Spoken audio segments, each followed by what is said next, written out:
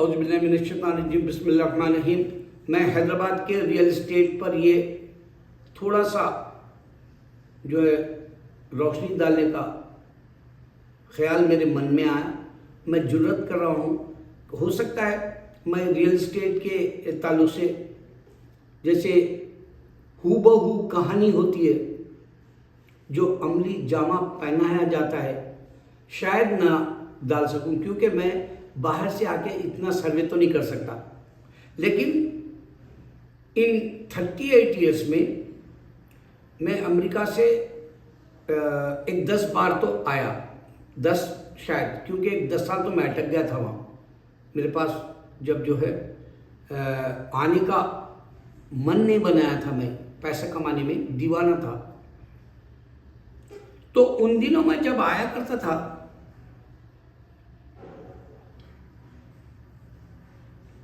यहां दौर शुरू हुआ वेंचर्स का, यहां दौर शुरू हुआ वीआईपी वेंचर्स, और यहां दौर शुरू हुआ गांव के अंदर के भी जो है प्लॉट्स बना के, वो जो जमीन खेती बाड़ी की है, या वो जमीन जो गरीबों को, गरीब गुरबा को रामाराव के ज़माने में दे दी गई, या वो ज़मीन जो चन्ना रेड्डी के ज़माने में दे दी गई हैदराबाद के जो है आम गांव के अंदर देहातियों को, वो ज़मीनों के पट्टे और वो ज़मीनों के बुक्स तक उनको दिए गए। भाई ये ज़मीन आपको दे दी गई, अलॉट कर दी गई। आज भी वैसा ही सिलसिला है, जो गरीबों को यहाँ जो तंगदस्ती में गुजार रहे वक्त, जिनके पास टीवी नहीं है, जिनके पास फ्रिज नहीं है, जिनके पास जो है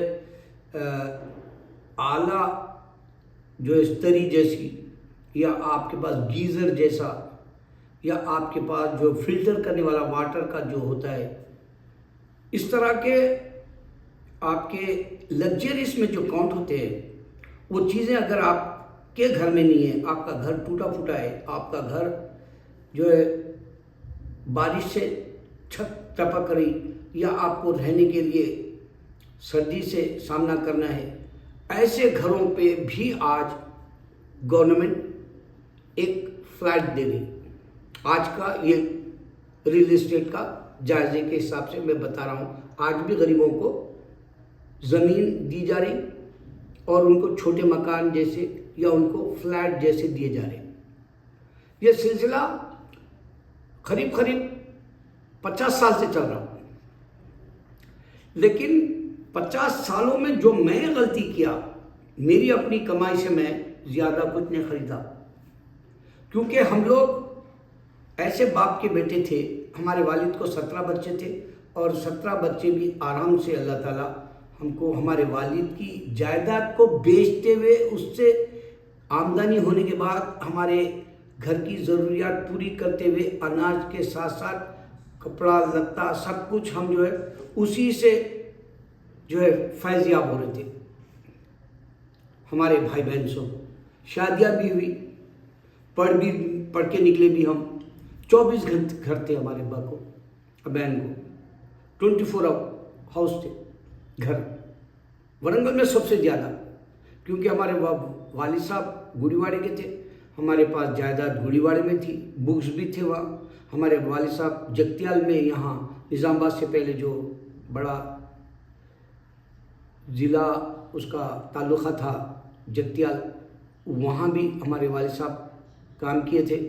फिर वालिद साहब वरंगल में महबूबिया और इस्लामिया में भी बानियों जैसा काम किए। तो वालिद के 24 घरों में ज़मीनात भी बहुत थी। एक ज़मीन तो हमारे अब्बा जंगल के नाम से हम कहा करते थे मछलीपट्टनम में। तो हमारे बड़े बहन को शादी के जो है दौरी के जैसा वो नहीं देने पे हमारे बहन भी नहीं करते बोले थे शादी। तो वो ज़मीन भी हमारे वालिद साहब जंगल के तौर पे ज़मीन दिए, तो वो खौल पे दे दिए थे हमारे बहन भी साहब। उसके बाद उनकी जब बच्ची बड़ी हुई, बड़ी बेटी, तो वो जंगल बेच के उनकी शादी करे बड़ी बेटी की। तो जायदाद के हिसाब से हम लोगों को उतना नशा जैसा और भी बनाना ऐसा लालच नहीं था, ग्रीडी नहीं थे वो। अल्लाह का दिया सब कुछ था। अभी भी एक घर है हमारा, अभी भी वो मेरे ख्याल से 4 से 6 करोड़ तक दिला सकता है। अभी हनमकोंडे में है, चौरस्ते पर। उसको मैं यहाँ भद्रकाली या बालाजी, वो लोग बड़े रियल एस्टेट के उनके अपने माल्स वगैरह कुछ बना रहे, वो लोग उन लोगों को बेचे तो 4 से 6 करोड़ के दरमियान में हमारे अभी भी रकम आ सकती है। एक घर बाकी है हमारे बाकी निशानी का, उससे पहले औगे पौगे बेच दिए हम, क्योंकि वैल्यू नहीं थी हमारी गांव में, वरंगल में रहने से। वरंगल आज भी गांव कहलाता है, जबकि तेलंगाना में हैदराबाद के बाद नंबर दूसरा है उसका, लेकिन शहर के एतबार से वैल्यू नहीं थी। मगर हैदराबाद में दिन ब दिन वैल्यू बढ़ती गई रियल एस्टेट की। खास करके आप अगर हाईटेक सिटी से खाजागुड़ा तक जाएंगे, आपके बीच में 35 या 40 किलोमीटर का जो रकबा है, जो एरिया है, उसमें खाजागुड़ा के नाम से मुसलमानों के जो नवाबों के या फिर उस्मान अली बादशाह के वक्त के जिनको इनामात मिल गए थे या उनको दे दिया गया था ज़मीनात, वो ज़मीनात उनके अपने बच्चे उसकी कदर नहीं करके 10-12 साल पहले भी 5,000 में गज़ ऐसा बेच लिए। 10 साल पहले 2012 तक भी 5,000 गज़, 500 रुपये गज़, यानी कोई वैल्यू नहीं ज़मीन की।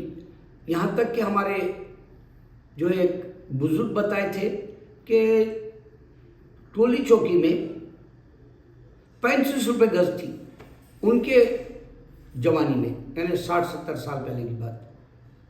बाज़ जगह 16 रुपये में भी ज़मीन थी पुराने शहर में। ये वो वक्त है जब उस्मान अली बादशाह का जवाल आ गया था और मुसलमानों के घर में एक मानो में ये कह सकते खाते पीते घराने नहीं थे। उनके घर में गुर्बत दरवाज़ा खटखटा रही थी।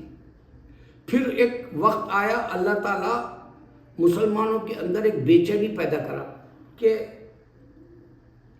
आशियाना छोड़ दो, परवास करो, किसी दूसरी जगह के टहनियों पर जा बैठो। उसी तरह अल्लाह ताला ने हैदराबाद को मिडिल ईस्ट यानी अरबस्तान से जो है रोज़गार, और रोज़गार ही नहीं, एक आजमाइश के लिए दौलत भी दे दिया।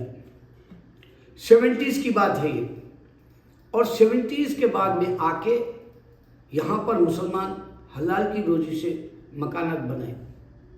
अब हैदराबाद का एरिया अगर से काउंट करेंगे, इमली बन के बस स्टैंड से अतराफ व अकनाफ में राउंड बता रहा हूँ मैं, ग्लोबली जैसा, यानी ऐसा अगर आप पूरा राउंड करेंगे, एक तरफ पूना की जा रही, एक तरफ महाराष्ट्र की जा रही, एक तरफ जो है आंध्रा की तरफ जा रही, एक तरफ जो है ये हमारे निज़ामाबाद के, इस तरह के जो रूट्स है वो सारे रूट्स भर गए 50 किलोमीटर तक। और इसमें सबसे बड़ा दखल अरबस्तान के पैसे का है जो हमारे मुसलमान है, और गैर तो इंगडी है फिनारे जानू, उसको तो दुनिया ही दे दिया अल्लाह। तो उन्हें क्या करा, अमेरिका आया, कनाडा आया, यूरोप आया और मिडिल ईस्ट भी आया। मिडिल ईस्ट में भी छा गया इंगडी, और उसके ऊपर हम लोग नज़र इस वजह से नजर ले आ रहे हैं, जान दो बुत परस्त है, उसको दुनिया अल्लाह दे दिया बोल के उसको लापरवाही से छोड़ दिए। तो उन्हें क्या करा, मिडिल ईस्ट में भी कब्जा जमा लिया, बिजनेस के एतबार से पावरफुल हो गया।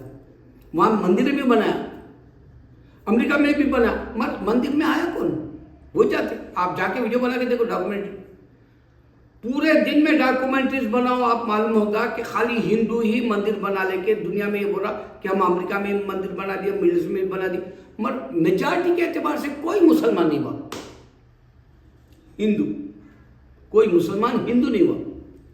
और ये हुआ कि गैर, जब अमेरिका में क्रिश्चियन और जूइश मुसलमान होने लगे तो कुछ कंकर के बराबर हिंदू भी मुसलमान हुआ, सरदार भी मुसलमान हुआ, यानी जैनिज्म, बुद्धिज़्म, यहाँ तक कि कम्युनिज्म के जो आए अमेरिका जैसे उसमें या कनाडा जैसे या यूरोप में, उनको पता चला कि Islam growing so fast in this earth today, तो वो मुसलमान हुए। लेकिन मैं रियल इस्टेट का बता रहा हूँ, इस वास्ते कहना चाह रहा हूँ कि हिंदू भी पैसा लाया अमेरिका से और बाहर से, उन्हें भी जो है हैदराबाद को बहुत ही डेवलप करके एशिया का बेस्ट सिटी बना दिया। अब 25 में और भी ये आने वाले कल से साल में और इसको डेवलप किया जाएगा। ये एशिया का बिजनेस का नंबर 1 एरिया बन गया।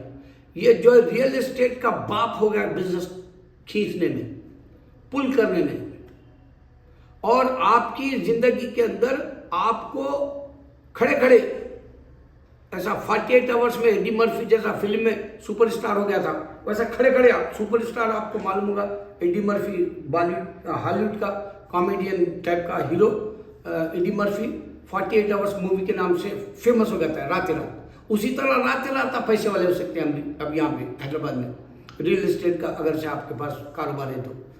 आपको अगर लक साथ दे तो आप बिल्डर्स बन सकते हैं, आपका लक साथ दे तो आप मस्जिदें बना सकते हैं, आपका लक साथ दे तो आप जो है यतीम खाने बना सकते हैं, आप लक साथ दे तो आप मदरसे भी चला सकते हैं, आपका लक साथ दे तो ये जो हमारे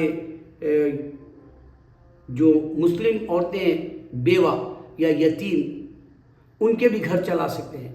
ये मैं दीनी एतबार से बता रहा हूँ। आप रियल एस्टेट के जो है बहुत बड़े आपके जैसा सानी नहीं है, जैसा मिसाल के तौर पे कोई और नहीं है, जैसा आपके पास दौलत आ गई और आप इसमें पैसा खर्च कर सकते हैं। ये भी आपका रियल एस्टेट है आखिरत का।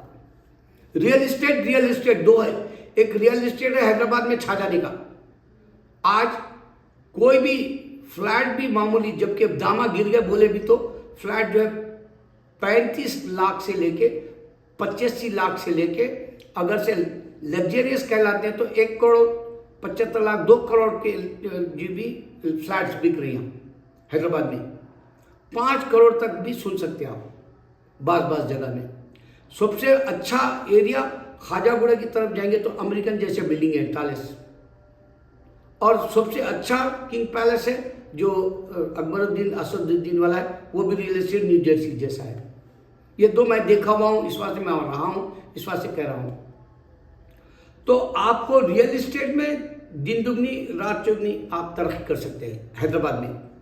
इससे बड़ा बिजनेस यहाँ फिलहाल मैं नहीं देखा।